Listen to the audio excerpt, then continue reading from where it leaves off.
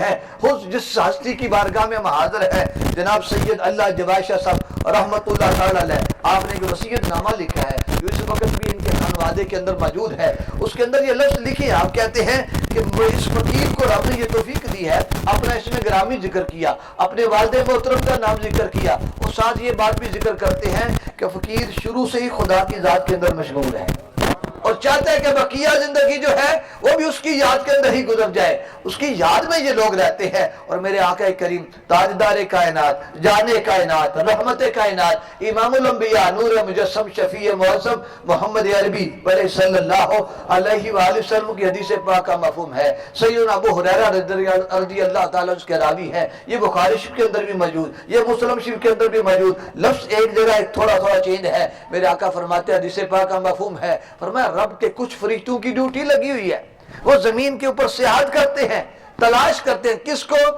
کچھ فرشتوں کے اپنے اپنے کام ہیں، منکر نکیر کے اپنے کام ہیں، کرامن کاتبین کے اپنے کام ہیں، فارش برسانے والے فرشتوں کی اپنی ذمہ داری ہے، ہواؤں کو چلانے والوں کی اپنی ذمہ داریاں ہیں، مختلف فرشتوں کی مختلف ڈیوٹیاں لگی ہوئی ہیں۔ اسی طرح زمین کے اوپر کچھ فرشتے ایسے ہیں جو کیا کرتے ہیں، میرا آقا فرماتے ہیں کہ وہ اللہ کے ذکر کرنے والوں کو تلاش کرتے ہیں، وہ ذکر الہی کرنے والوں کو تلاش کرتے ہیں۔ جب اللہ کا ذکر کرنے والے مل جاتے ہیں، وہ فرشتے ایک دوسرے کو بلاتے ہیں، کہتے ہیں آؤ ادھر آ جاؤ، تمہارا مقصود تمہیں مل گیا، اس محفل کو گھیرے میں لے لیتے ہیں، آسمان دنیا تک اس محفل کو گھیر کے رکھتے ہیں، اور جب وہ ذکر الہی کرنے والے لوگ فارغ ہوتے ہیں، وہ فرشتے رب کی بارگاہ میں جاتے ہیں، میرا رب ان سے پوچھتا ہے، حالانکہ میرے آقا فرماتا ہے رب جانتا بھی ہے، تو بعض اوقات پوچھنا یہ لا علمی کی دلیل نہیں ہے۔ ایک مکتبہ فکر حضور کی ان حدیثوں کو لے کے بیٹھ جاتا ہے جس میں حضور نے سوال کر کے کوئی بات پوچھی تو کہتے ہیں علم ہوتا تو پوچھتے کیوں؟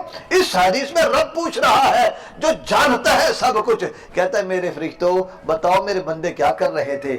یا اللہ تیرے بندے تیرا ذکر کر رہے تھے، یا اللہ تیرا ذکر کر رہے تھے۔ میرا رب کہتا ہے، حضور فرماتے ہیں، اللہ پوچھتا ہے کیا انہوں نے مجھے کوئی دیکھا؟ یا اللہ انہوں نے تجھے دیکھا تو نہیں؟ میرا رب کہتا ہے اگر وہ دیکھ لیتے تو پھر حال کیا ہوتا؟ یا اللہ ان کی حرص بڑھ جاتی، ان کا شوق بڑھ جاتا، یہ مفہوم عرض کر رہا ہوں، یا اللہ ان کا اور شوق بڑھ جاتا، تیری عبادت میں اور بڑھ جاتے، تیری تسبیح اور زیادہ کرتے، تیری بزرگی اور زیادہ بیان کرتے، تیری بڑائی اور زیادہ کرتے۔ میرا رب کہتا ہے فرشتوں یہ بتاؤ میرے وہ بندے کسی چیز کا سوال بھی کر رہے تھے، کوئی چیز مانگ بھی رہے تھے؟ فرشتے عرض کرتے ہیں کائنات کے مالک تیرے وہ بندے تیری جنت کا سوال کر رہے تھے، مانگ رہے تھے جنت تجھ سے تیری۔ میرا رب، میرے آقا فرماتے ہیں، میرا رب فرماتا ہے فرشتوں بتاؤ جنت کو دیکھا ہے انہوں نے؟ یا اللہ تیری جنت کو دیکھا نہیں۔ کہا میری جنت کو دیکھ لیتے تو پھر حال کیا ہوتا؟ یا اللہ اور رغبت بڑھ جاتی، اور طلب بڑھ جاتی، اور حرص بڑھ جاتی۔ پھر میرا رب کہتا ہے فرشتوں بتاؤ کیا کسی چیز سے بچنے کی پناہ بھی مانگ رہے تھے مجھ سے؟ یا اللہ مانگ رہے تھے، دوزخ سے بچنے کی دعا کر رہے تھے، دوزخ سے بچنے کی وہ بات کر رہے تھے۔ میرے آقا فرماتا ہے، رب کہتا ہے فرشتوں بتاؤ ان لوگوں نے دوزخ دیکھا؟ یا اللہ انہوں نے دوزخ دیکھا تو نہیں؟ میرا رب کہتا ہے اگر دیکھ لیتے تو پھر حال کیا ہوتا؟